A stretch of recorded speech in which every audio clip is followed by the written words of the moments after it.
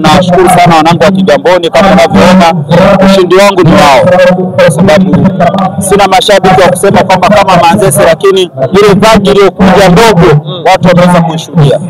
Nashukuru sana vijana wa Kigamboni, player wenzangu, kwa sababu ni player wote, sisi ni player.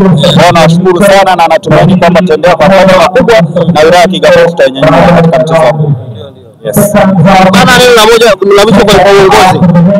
Nashukuru kampuni ya Mafia Boxing na pia nashukuru kampuni yangu ya Jeshi kwa kuniandaa vizuri, kwa sababu tumetrain. Namshukuru kocha wangu Batman Kapungu kwa sababu amenitrain vizuri na tulikuwa tunalala pamoja, tunashinda pamoja. Ni mtu ambaye alikuwa ananikaba kweli kweli.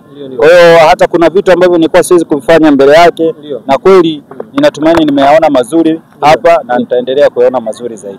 Bwana, mkanda huu unapeleka kwa nani siku ya leo? Unafikie nani? Mkanda huu napeleka kwa mtoto wangu na mke wangu.